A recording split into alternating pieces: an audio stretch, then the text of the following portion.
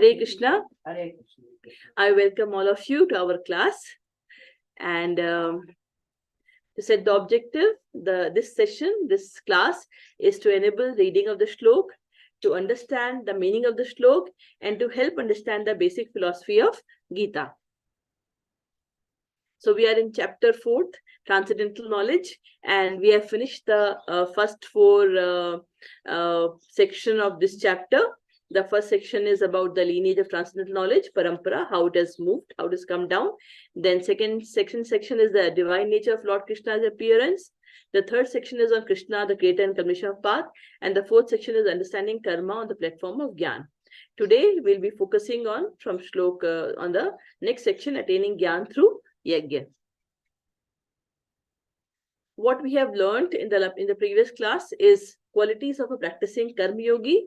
And we also read about the qualities of a perfect karma yogi. Nirashraya yatchitatma tyakta sava parigraha yadchala santushto dvandvatito myotsara. And then we also read about yajna in spiritual consciousness leads to spiritual goal. This is what we have covered. And some of the shlokas that we have covered, I would like to repeat here. So attaining Gyan through yajna. And in the last section, we talked about the last shlok that we talked about. It's a repetition again, because very important for the next shlok that we will going through. We'll be reading today. The 24th shlok talked about Brahma Arpanam, Brahma Havir, Brahma Agno, Brahmana Hutam, Brahmaiva Ten Gantavyam, Brahma Karma Samadhina. And here it is talking about yajna. And as we all know, we all understand yajna. For us, yajna is basically the fire yajna. The yajna that we do is the fire sacrifice that we do is yajna, right? That's what we know. And so if you think about the yajna that we do, the fire sacrifice that we do, there are 5 components in that, of that yajna. What are the 5 components? We have a performer, we have an instrument by which we offer something, we have something to offer, right? And then we have the fire in which we offer, and then after that there is some result because of which it happens, right? Whatever result you get out of after yajna. So any yajna has this 5 components, yeah. So the one that the instrument by which we offer, the laden that we by which we offer is called arpanam. It's a spiritual, so it's spiritual offering. Then what we offer, the ghee or the things that we offer is called oblation, spiritual oblation. The instrument is spiritual, the oblation is spiritual, the fire is nothing but the tongue of Lord Vishnu, that is spiritual. And then the person, the Brahmin who is actually performing the mantra and speaking is also spiritual. And because everything's spiritual, the result that we obtain, the purpose, the result that we get of this yajna is also spiritual, right? Yeah. So this is a very important thing that we talked about, the 5 things, because this section that we're talking about yajna, various types of yajna, we'll be comparing these 5 elements. Yeah. So these 5 elements. So for us, sacrifice, yajna means fire sacrifice. But Krishna will now explain in this section what are the various types of yajna actually that is performed. Yeah. So let us go to the shlok 25. We have already covered it last time, but still I would like to revise it. It is Devameva pare yagyam yogina paripasate brahmagnava pare yagyam yagye naiva pajuhyate. Now juhyate means offer. Yeah. So now I'll take the first line of the shlok, which says Devameva pare yagyam yogina paripasate. Right. This is the first line that talks about the yajna which is performed to Devi Devta. Yeah. Now, in this line, when we say the yajna performed to Devi Devta, there are again 5 components of the yajna. Yeah. Let us see what is the five components. So we talked, we'll always compare with the 5 things that we compared in the fire yajna. The first thing is the performer. Yeah. So the yajna that we is doing for Devi Devta. Yeah. So who is the performer? The performer is a karma yogi. The performer is a karma yogi. What is he doing? What he is offering? When he's doing the yajna, he's offering the material possessions that he has. Money, through money, he's buying something, and that is offering, right? Yeah. So the karma yogi is buying something, material possession that he has. That is the offering, that is the thing. Now, what is the oblation? the oblation is what we compared with the thing that we are offering, right? The ghee or something. So what is the karma yogi offering here? The oblation. It is here the rituals, the karma kand rituals. That is what he is doing. He's doing. And to whom he's doing? What is the fire? The fire is doing for Devi Devta. What whom is doing? He's doing for Devi Devta. And when we are doing with this consciousness, with the material possession, what is the purpose of the sacrifice? Why he's doing the sacrifice? He's doing the sacrifice to get material happiness. So when we start the yajna, we say, "No, okay, this happens, everything should be happy. We get more." So that is the yajna that we perform for Devi Devta. The karma yogi performs, and the process is karma kand. Yeah, the process is karma. So you would have heard like Rupam Dehi, Dhanam Dehi, Yasho Dehi. So in this, what we are doing, we are asking things for ourselves, for our happiness. Yeah, in this yajna that we are doing, the yajna that we do for Devi Devta as a karma kand. Now, when you are doing a yajna, any yajna you're doing, the consciousness is very important. Now, if the consciousness is you are offering something to get something in return, material possession in return, so what it is, then it becomes karma kand. It becomes a karmic ritual. Yeah. So that is the first line of the 25th slok. Now the second line talks about Brahma Gnava Pare Yagyam Yagye Nevapa Yujihati. Now this talks about the Gyan Yogi. Who is the performer here? Who is the performer here?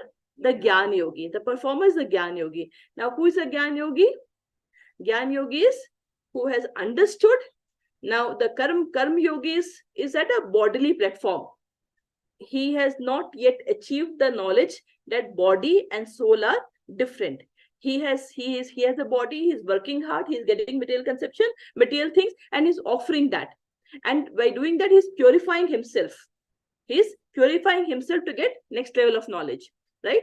Now, a Gyan Yogi has already understood that I'm not this body, I'm the soul. I'm the soul. And what he prays to? He prays to a Brahma Jyoti. He prays to the Brahma Jyoti. The Gyan Yogi prays to he is looking for the Brahma Jyoti, right? So who is the performer in the second case? Brahmagna. Brahmagna Pare Yagyam Yagye Nevo Juhviti. What is the offering? So the performer is a Gyan Yogi. And what is the offering? He does Omkar. He is chanting the Omkar. And by chanting, what is the oblation that is offering? He's offering he wants to lose his identity. What does he want? He wants to lose his identity. And what he wants to merge with Brahma. So what is the fire? The fire is the Brahma. The fire is the Brahm. And what is the final sacrifice? Why he's doing the sacrifice? To merge himself, merge the soul to the Brahma. That is that is the yajna for a Gyan Yogi. That is a yajna for a Gyan Yogi, right? So we looked. Gyan Yogi, the final outcome is merging with the Brahma, and for the Karma Yogi, the final outcome is some sort of materialistic person. Yeah. So Karma Yogi is still in bodily conception. He is earning, he is making money, and what he is doing, because as we have learned in third chapter also about, we have to do sacrifice as per the Vedas, as per his scripture history, he's performing yajna, and with the bodily conception, he is getting in return happiness, material happiness. He gets money, he gets wealth, he gets more success. Whatever he's asking for, you get that. And when you get that, you perform more yajna, right?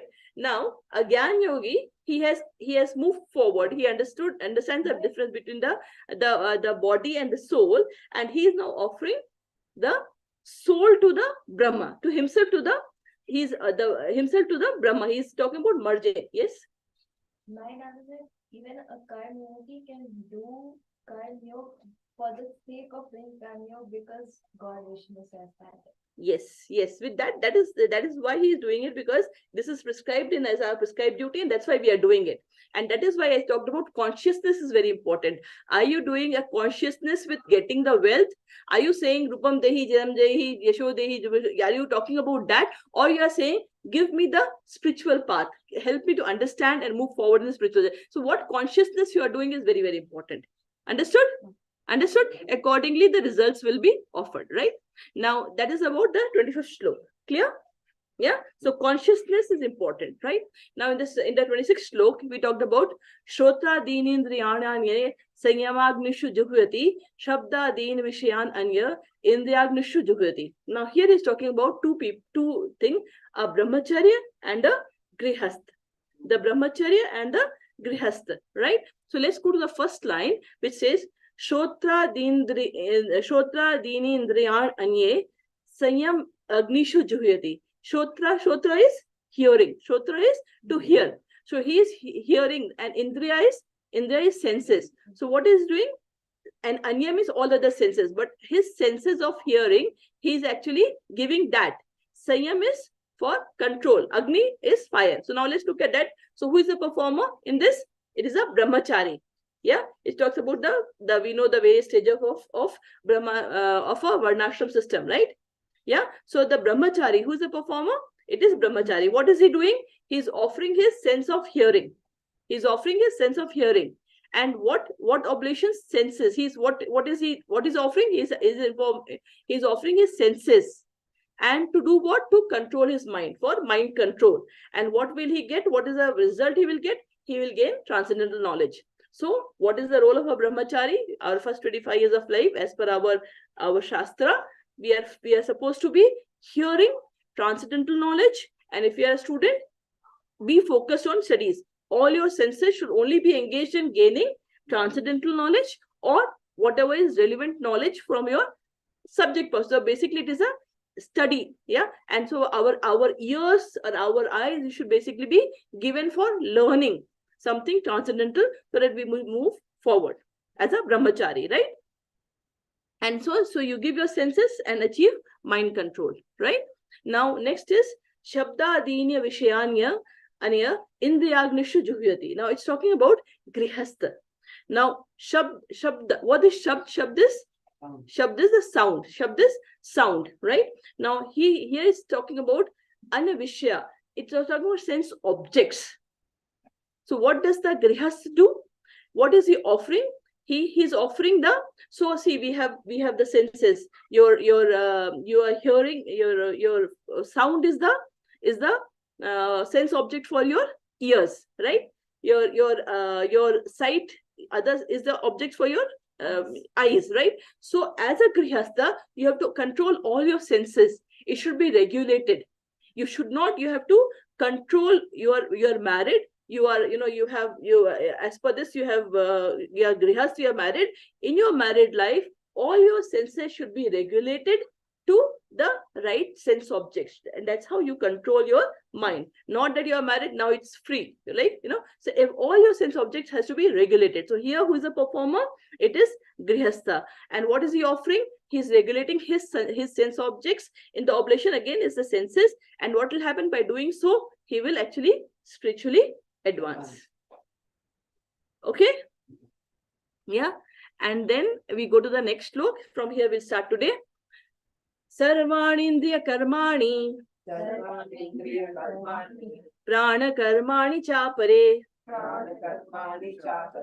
atma sanyam yogagnau juhvati jnana deepate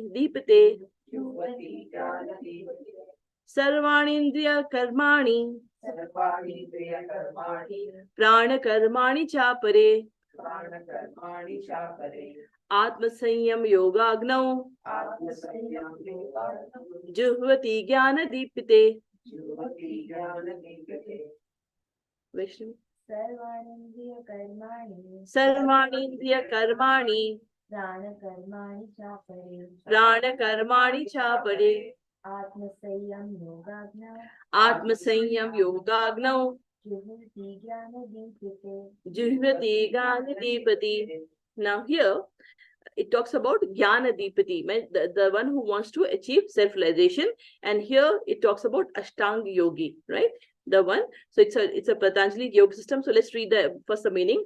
Others who are interested in achieving self-realization through control of mind and senses, offer the function of all the senses and of the life breath as oblations as oblations into the fire of controlled mind. into the fire of controlled mind. Yeah. So this is about the Ashtanga Yogi. Yeah. So here what is happening? Sarvani Indriya Karmani. Sarvani is all Indriya, all senses, and the function Karmani is the function of the senses. Prana Karmani is not only the senses, but in Ashtanga Yogi also gives the breathing process, the breathing system, the breathing process. That also he also gives. And where does he give? For what? Artha Sanyam Yoga, for the control, for the control. He gives that, right? So here, as per Patanjali system, the soul, the soul are of two kinds. They are Prayagatma and Pratyangatma. They are two atmas. The atma, there are two types of atma as per that, which is Prayagatma and Pratyaga Atma. Now, Prayagatma is something, Paragatma is something which is when the soul is attached to the sense objects. When the soul is attached to the sense object, it is called Paragatma. And when the soul is detached to the sense object, it's called Pratyagatma. So we go to so what happens here? What are the 5 systems that's happening? Here, who is the performer? Performer is the Ashtanga Yogi. The Ashtanga Yogi. What is he offering? So the Patanjali system says there are 8 limbs of yoga that is offered. And what are they? It is yam, niyam, asan, pranayam, pratyahar, dharana, dhyan, and samadhi. So these are the 8 limbs of Ashtanga Yoga. So this is what is offered. This is what is offered. And what is the oblations? Oblation is the functions of senses and the life breath. Both are offered. And where it is offered? Why it is offered? To the controlled mind. So that finally it wants to control mind. And by what is the purpose? What is the Ashtanga Yogi wants to achieve? Wants to achieve the Pratyag Atma. What is Pratyag Atma? It is detachment of the soul from sense enjoyment. That is what the Ashtanga Yogi wants. Yeah. So again, this is again a yagya for Ashtanga Yogi. So yagya is what we talked about, the fire yagya. Now here Krishna is explaining the different yagya which is done by different yogis. Okay. Now we go to the next slok. Dravya yagyastapo yagya. Yoga yagyastatha pare. Swadhyaya jnana yagyascha. Yataya sanshit prataha. Mataji. Dravya yagnastapo yagya. yoga yagnastatha pare. Yoga yagyastatha pare. Swadhyaya jnana yagyascha. Yataya sanshit prataha. Now, Yataya Sanchitvata. Sanchitvata is someone who he takes strict vows. Who takes strict vows? Who Yataya? Yataya is an enlightened person. What are the vows he takes? Here, Krishna explains 4 types of vows. One is Dravya Yagya. Dravya means money. Many people give charity. What they do? Dravya Yagya is giving charity. So philanthropic people, what they do? They give lot of money for what? For building hospitals, for building anathalaya, for building dhamshala, right? They are actually offering their own hard-earned money to do that, right? So if you have to compare the 5 parts here, so who it is? So who is the person who is performing? It is the one who is doing it. It's called Dravyagyaha. The philanthropic person is called Dravyagyaha. So he's a performer. And what is he giving? He's actually offering the welfare work. He's doing the welfare work. By what? What is the oblations he's giving? The money, hard-earned money that he has earned, right? That is what that's what he's using. And what is the fire? In which way he's doing? It's doing for the welfare of all living beings, right? And what will he gain out of it? What is the result of it? He will gain punya. He will gain punya. Huh? He is still bound in the cycle of birth and death, right? Then we go to Tapo Yagya. The second part that Krishna explains here is Tapo Mai Yagya. Tapo Yagya, tap means austerities. Tap means austerities. So we perform lot of vratas, right? We perform lot of vrata. And why do we do those vrata? So that, I mean, again, the consciousness is important, but vrata is normally done to achieve a higher planet. to move forward spiritually to achieve higher planets, right? So here what the performer is a tapo yagyaha, yagyahi, that is a person. Now what is he giving at that time? His own energy, body energy, right? When you're doing the tap, you are giving your energy. And what is the oblation? Oblation is body. And what is the fire? You're actually following the instruction from the shastras. You're doing that. And what is the result that you will get? You will get higher planets, better life, right? That's what will happen. Then we talk about next one is yagyo. That's the same thing as Ashtanga Yogi, the 5 parts that we talked about. And the last part talks about Swadhyaya Yagya, right? Swadhyaya Gyan Yagya. Swadhyaya Gyan Yagya. Swadhyaya means reading on your own, right? Gyan Yagya. They talked about the Vedic scriptures. So here what is doing, what the person, the performer is the Swadhyaya Yagya.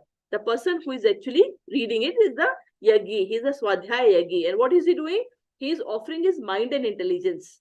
He is offering his mind and intelligence to learn scriptures. What is the oblation? To learn scriptures. And to which fire? To the Vedic knowledge. He's gaining the Vedic knowledge. And what will he achieve?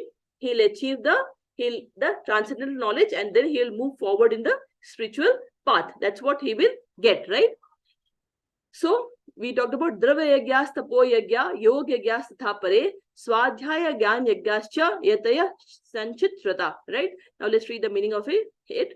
Having accepted strict vows, some became enlightened by sacrificing their possessions, and others by performing severe austerities, by practicing the yoga of eightfold mysticism, or by studying the Vedas to advance in transcendental knowledge. So all these are also yagya. These are also yagya, right? Then we go to the last stroke in this section. Apane jivati pranam, prane panam tatha pare, prana gati rudva, pranayama parayanaha,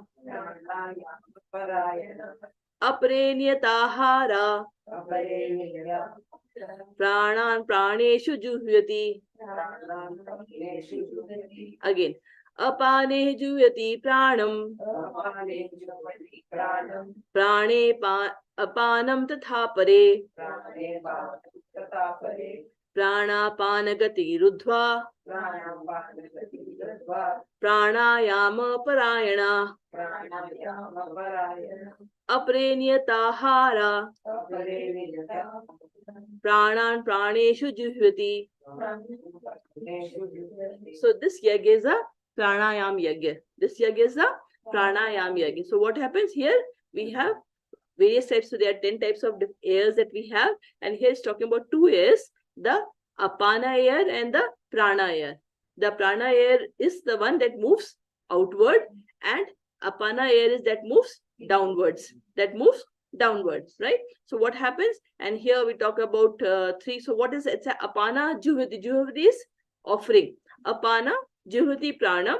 So the air which is going downwards merges with the prana, the upward air, and the prana pano tatha pare. And similarly, the upward air merges with the lower air, right?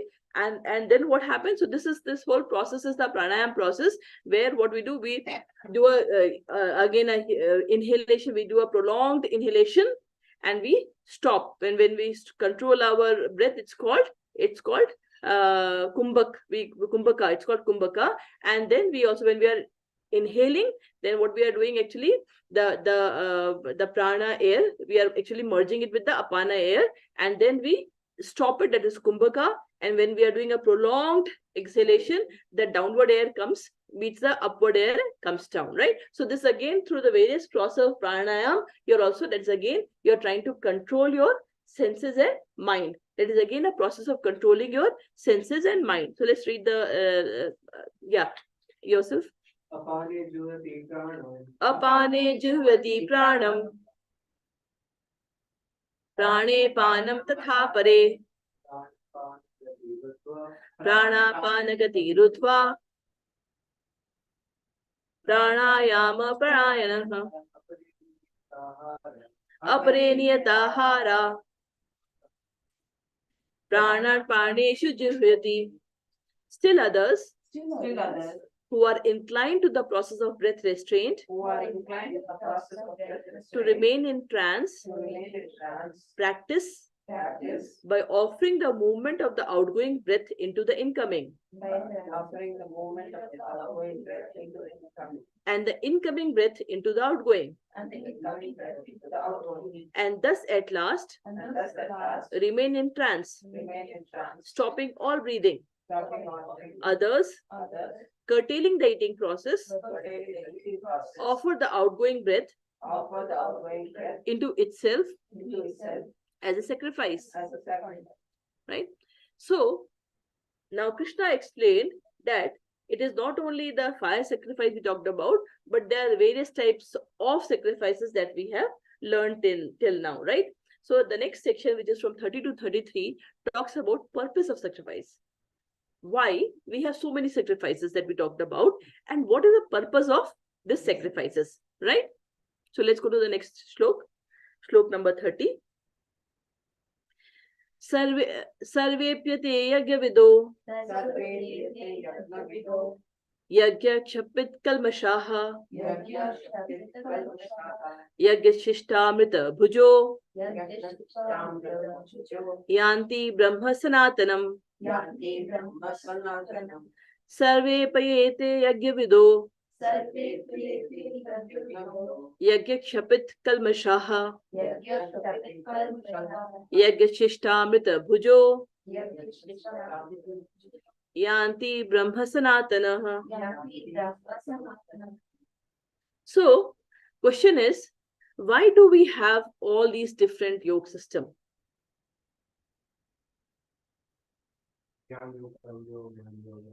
Ashtanga yoga. So we have different type of people, yeah, and everyone are different. There's no two people same, right? They have a different mentality. They like different things. So depending upon their nature, they will go with a particular type of yoga. So there are various type of mechanism, methods of yoga available for, based on your nature. You will go and choose one of them. Sometimes you see some people, they believe in more charity. They'll go and give charity, and they will. But if you are giving charity and you are not actually growing up in your spiritual path, then you have to rethink. But yeah, some people go to give more charity and move forward in their life, right? Yeah. So some people, what they do, they go for a lot of vrat. They think that probably that is the right way to do, because that's the inclination they have. That is their mentality. They'll go for that, right? And then some people, what they do, they believe in the knowledge. They'll go and do a lot of reading. By reading, they want to. Some people wants to do it by your breath control, right? So different mechanism, because of different people, because of different nature, there are different varieties of yajna which Krishna talks about, right? But what is the common aim among all this? What we saw, the common thing? Supreme power. Yes, finally to attain the supreme power. But immediate, if you see, the first part is purification. How will you get purification? By your sense control. So everything is for, the more you practice it, the more you will have your sense control. When your senses are controlled, your mind will be controlled.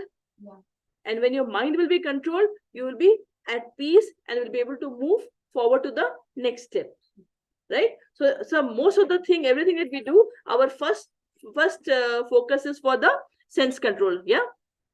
Now, as you rightly said, what is the primary goal? And here the Krishna says, Yanti Brahma Sanatanam. What does Krishna says? Yanti Brahma Sanatanam. Yanti matlab, it means to advance. Brahma means spiritual. Brahma and Sanatan is eternal spiritual platform. So what is happening? To advance towards the supreme eternal atmosphere.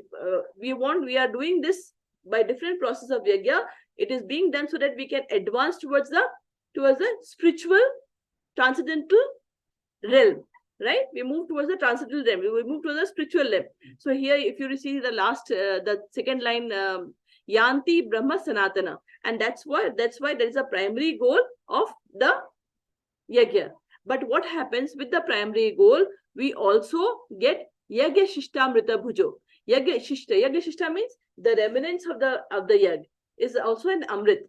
The primary goal is to move forward in the transcendental, to reach the spiritual region, but you also get the secondary goal. For example, someone who is a karma yogi is also when he is doing a lot of yagya, although he's moving forward, purifying himself, learning sense control, moving forward, but at the same time, he will also get a lot of material benefits, lot of wealth. Yeah, so both will happen. Similarly, when you look at a Ashtang yogi, yeah, who is a dhyan yogi and doing the yam, niyam, pranayam and other thing, what will happen? Along with that, along with the primary goal of moving forward towards transcendental, towards the spiritual realm, what will happen? He will also get a lot of siddhis.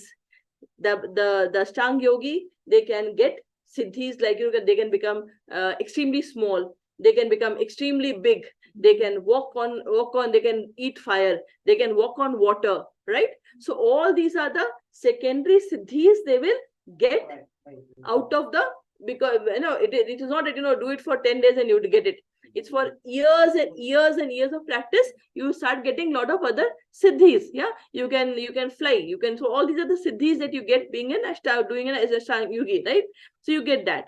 But remember, these different whatever we achieve, the different yogis that we talked about, even when we reach the spiritual realm, there are different phases for it, right? For a Gyan yogi, he is looking for Brahma Jyoti. So he will achieve till Brahma Jyoti. Whereas the other one, the Ashtang yogi moves forward. He goes to he understands that super soul is inside one, right? So similarly, each year there's a different phases also in the spiritual realm. Based on your yagya, you will also reach till there, right? We go to the next slok. Nayam lokastya yagyasya kutoyam kurusattama. Nayam lokastya yagyasya kutonya kurusattama.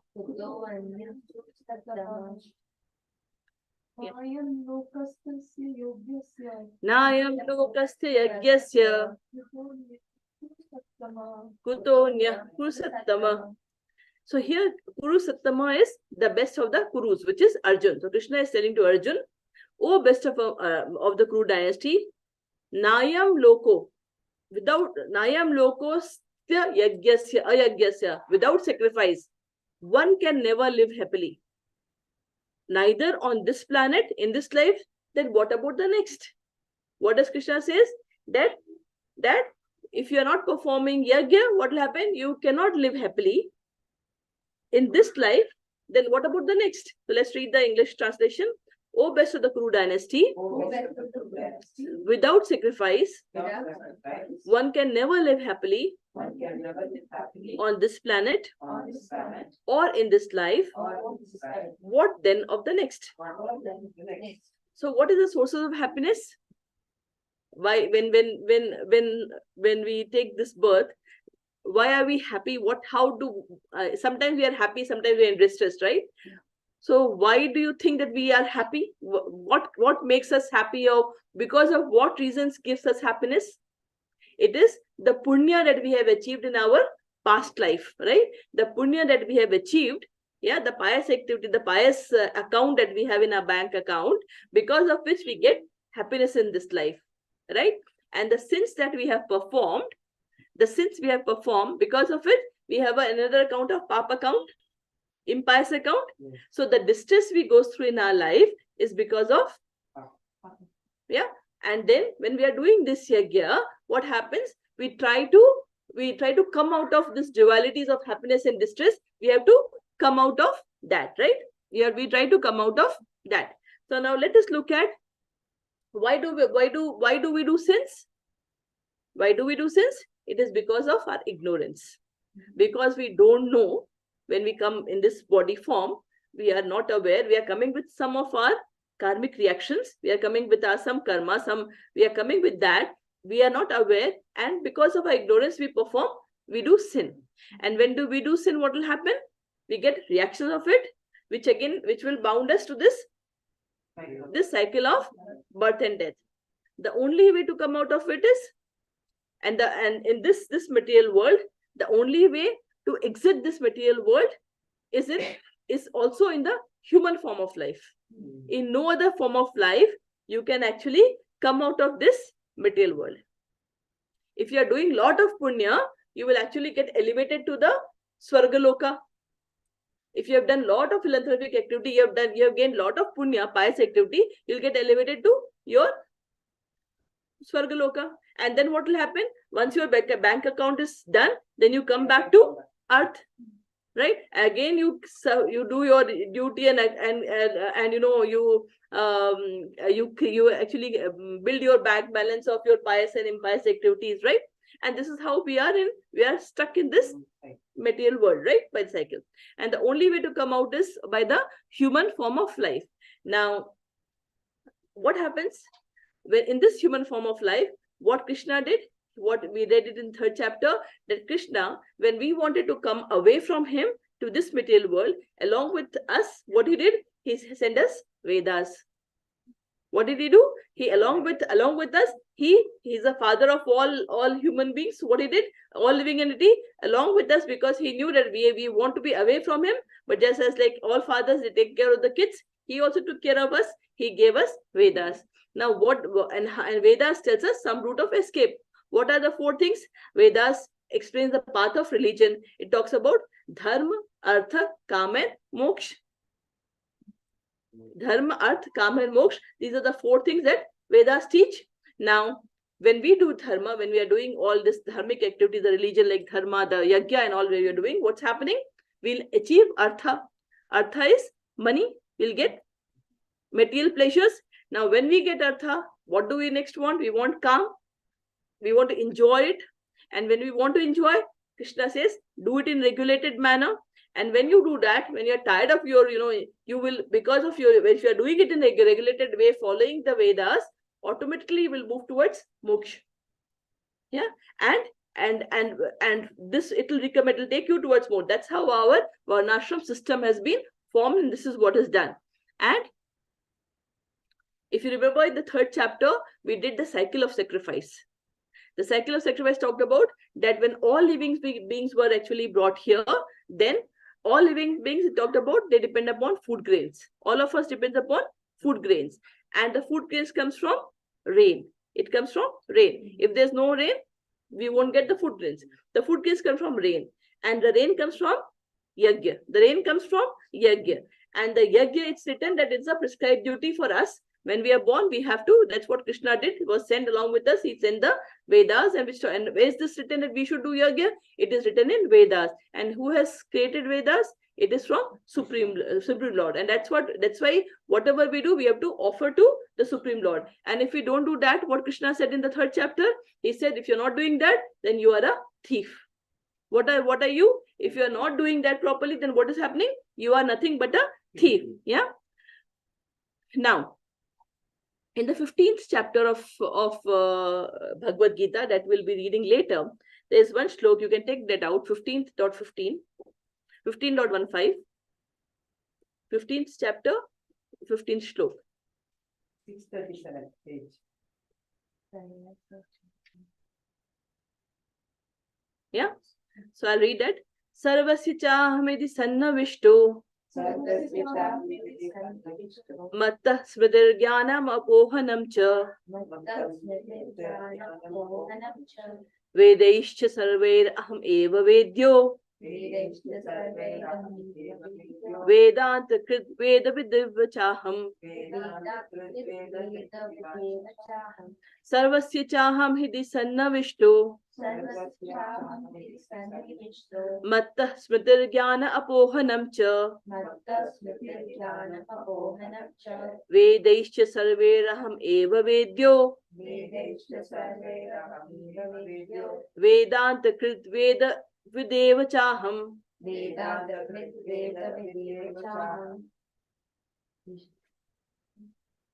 Sarvasya chaham hriday sannivishto. Sarvasya chaham hidi sannavishto. Mata smriti charan apohantam chaha. Mattah smritir jnanam apohanam cha.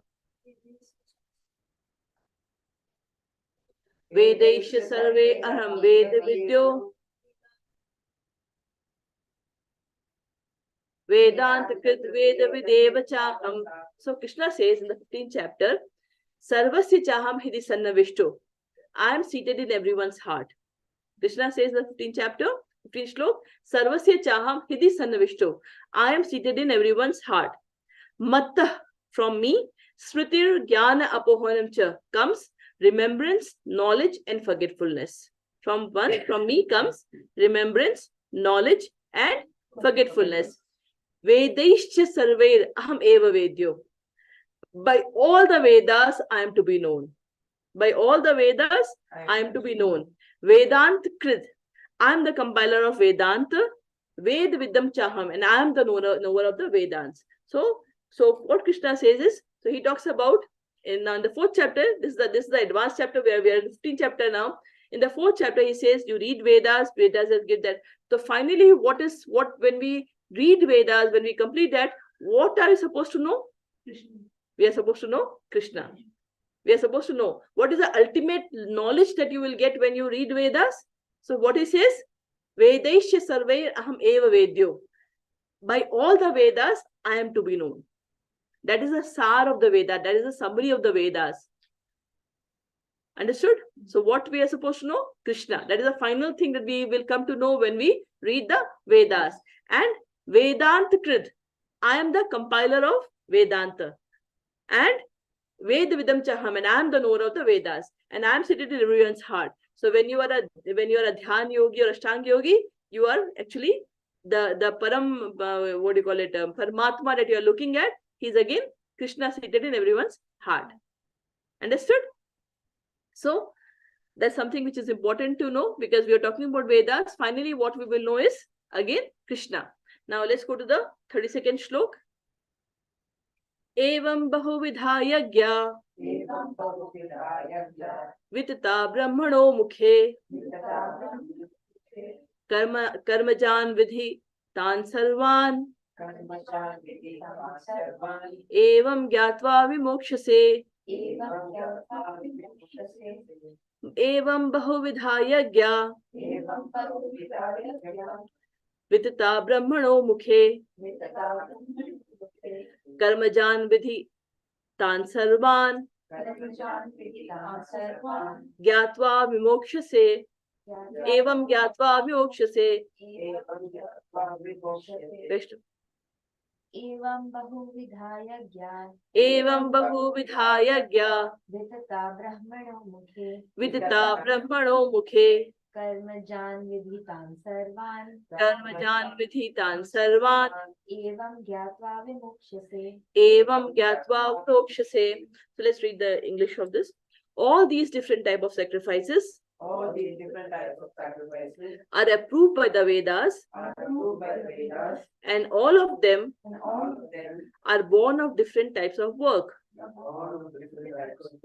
Knowing them as such, you will be liberated. So again, the same question, that why there are different types of yajna? Because there are different type of people of different nature. The question is, why do people have different nature? Because of the same one. Yes, very good. And their karma. Their karma, which is coming from the previous thing, right? So last time in the section 23, I talked a lot about karma, akarma, and vikarma, right? We talked about the three karma, the three types of activities: karma, vikarma, and akarma. And we talked about how that influences our happiness and how it bounds us in the life. So today, since we talked about the nature of a person, I'll talk a bit more about that. We say that, okay, we have done the karma, as we said. Now, why is our nature like that? Because of our karma and the modes of material nature we are in, right? So is it that, if it's because of karma, we have done the karma, is it everything is already prescribed? Then what are we doing now? If it's because of karma, it means everything is already destined. Yes. Yes. How many people think it's all destined? Because it's a very common question.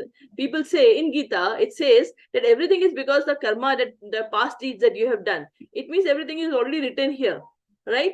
If it is so, then what are we doing? Then it means everything is written. Then what next? Do we have an influence on it? Can we change it? Yeah, we have choices. Even though we come with our own baggage of karma from our past lives, still in the current life we have choice to choose between things within this certain, we can take our better part in life. Absolutely, very good. That is the answer to it. So there's something called free will. Mhm. So although the destiny, what is like, because of the karma, we get into a situation, yeah, but then we have a free will to choose what we want to do next. It's more like video games that we play. It's more like a video games that we play, and go from one level to another level, right? So what happens when you are finishing the first level and you come to an end? There are two paths to you. One path may kill you, or second path may lead to the next level 3, right? It's the same thing. You have a free will, and that free will is with you. So what happens? So let's talk a bit more about karma. So what happens? There are some terms I would like to tell about that. Sanchit karma and prarabdha karma. Sanchit karma means it is a sum total of all past karmic reactions that we have. It's called sanchit karma. Now, some of the karmas and prarabdha karma is out of that sanchit karma that we have, how many of that will get fructified in this lifetime? Prarabdha karma is only that part of the karma which will get fructified in this lifetime. There are more karmas that is waiting for the next lifetime. I told about that story of a hunter who actually killed 100 birds, and after 50 lifetime, what happened? His 100 sons got killed. Who was he? Dhritarashtra. So Dhritarashtra, 50 lifetime before, he had actually killed 100 birds in front of their parents. And what happened? After 50 lifetime, he got 100 sons, and they were killed in when he was alive, right? Why? The question is, why did it take 50 lifetime for him to get this karma, get this reaction? Because he took that 50 lifetime to get the pious activity of getting a son. So of that 50 lifetime, he actually did the pious activity so that after 50th lifetime, he could get 100 sons who could get killed at that point of time. So prarabdha karma, out of the sanchit karma that we have, prarabdha karma is that karma which we are going to experience in this lifetime. So sometimes we think, oh, why this person is so rich? Why this person is so poor? Why this person has got this problem? Right? All these things comes to our mind, right? Why I'm so, I have now this person has so much happiness, or this person has so much distress. It is all because of the karmas that we have gone through, and that's what we see. The answer is there, right? So we say destiny of our present life is simply our prarabdha karma. And when we say a very famous quote, man is the maker of his own destiny, it's because of this follow. Now, the question is everything destined, or we have, so as Shil said, destiny is there. Destiny will bring you to that place, but then it is your free will in that lifetime that will make the decision for your next karma. Now, this free will that you have, and the decision you will make will depend on few things. As Vaishnavi said, it will depend upon the modes of material nature. In which mode of material nature you are in, right? And how will that define? It defines by your association. In what association you are in. Yeah, your free will and although you will have an impact of your past lifetime karmas, but your decision will very much define on the association of people you are in, the food that you eat, the place where you live, Yeah. So all these are the factors which will influence your free will decision of your free will, and based on that you will take a decision which will become for that action reaction will come. Understood? Are you getting that?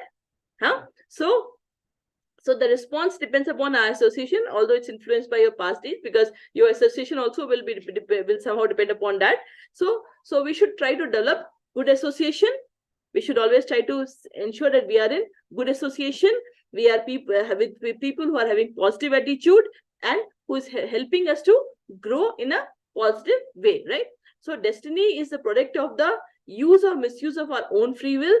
We have no one to blame but ourselves for our suffering, right? It's something like a person who is standing at the top of the mountain, yeah, now, and he wants to fall. He or she wants to fall. He has the free will, the choice to decide to fall or not to fall. That decision is there with him. He has that free will to decide. Now, as soon as the decision is taken, I'm going to jump. If the decision is taken, then the reaction is written. If it's jump, and if he decides not to jump, reaction is written, right? So once you have taken the action, reactions are done. Then that cannot be unturned. Understood? Clear? So we go to the last shloka of this chapter, this section. Shreyan dravyamayadyajyaj Jnana yajna parantapah Sarvam karmakhilam partha Jnane parisamapyate Shreyan dravyamayadyajyaj Jnana yajna parantapah Sarvam karmakhilam partha Jnane parisamapyate. Mataji. Shreyan dravyamayadyajyaj Jnana yajna parantapah Sarvam karmakhilam partha Jnane parisamapyate. So here Krishna says that the purpose of all the sacrifice that we make is to gain transcendental knowledge, to come to the spiritual realm and gain transcendental knowledge. So let's read the meaning of it. O chastiser of the enemy, the sacrifice performed in knowledge is better than the mere sacrifice of material possession. After all, O son of Pritha, all sacrifices of work culminate in transcendental knowledge. So he says that better than, like when he talked about two yajna, dravya yajna and jnana yajna. Jnana yajna is much better than dravya yajna, means the giving charity. Say it's much better to do a yajna in knowledge, where you know, so that you can actually move forward better in the spiritual path and gain transcendental knowledge, right? And then the next slok talks about what is the culmination of transcendental knowledge, which is from the 7th chapter of Gita. We go to the 19th slok, 7th chapter, 19th slok. So we talked about by the yajna, by the sacrifice that we perform, we will actually gain transcendental knowledge, right? So let's go to the 7th chapter, 19th slok.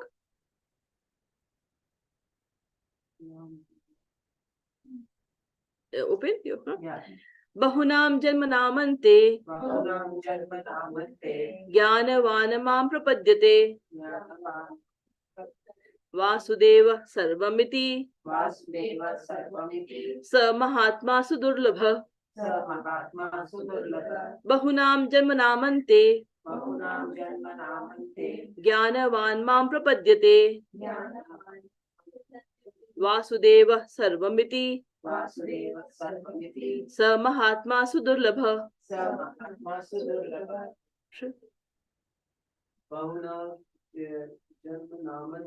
Bahunam janmanamante Jnanavanamam prapadyante. Vasudeva Sarvamiti. Vasudeva Sarvamiti. Samahatma Sudurlabha. Samahatma Sudurlabha. After many births and deaths, After many births and deaths, he who is actually in knowledge he who is actually in knowledge surrenders unto me, surrenders unto me, knowing me knowing me to be the cause of all causes to be the cause of all causes and all that is. and all that is. Such a great soul Such a great soul is very rare. is very rare. So we talked about Karma Yogi, we talked about Jnana Yogi, we talked about Dhyana Yogi or Ashtanga Yogi, and we talked about that when by all these processes, what's happening? They are moving from the material world to the spiritual realm. And then that is in the spiritual realm, there is a beginning phase where you go to the Brahma, a Jnana Yogi goes and merges with the Brahma Jyoti but then when you reach the transcendental realm, when you reach the spiritual realm, after many births, after many births, after doing many spiritual thing, someone what is the highest transcendental knowledge? That Vasudevam Sarvamiti, Sa Mahatma Sudurlabha. Then you realize not that any yogi or any jnani will know about it. Only when you have done lots and lots of spiritual realization, then what happens? You come to the platform where you can understand Vasudevam Sarvamiti. Krishna is everything. That is the highest transcendental knowledge. Yeah. So it's now the different yags we have. It's very simple.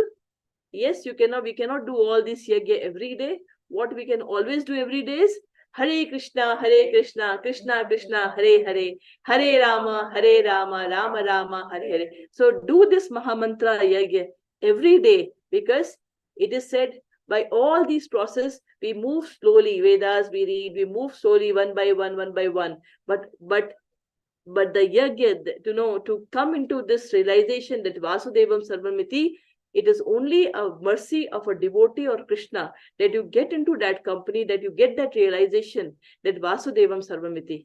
It is only by the mercy of a devotee or a mercy of Krishna that you get into that company, that you get into that you get into that association where you get that knowledge that Vasudevam, someone can tell you that Vasudevam Sarvamiti. So you always have a choice to follow all these paths and spend various lifetime, because we don't know next life where we will start and what will happen to me, right? So we can do that. And after many, after many births and deaths, repeat after me, after many births and deaths, he who is actually in knowledge He who is actually in knowledge surrenders unto me, surrenders unto me, knowing me to be the cause of all causes knowing me to be the cause of all and causes all that is. and all that is. Such a great soul is very rare. Such a great soul is very So rare. it is a choice that we have. Hare Krishna.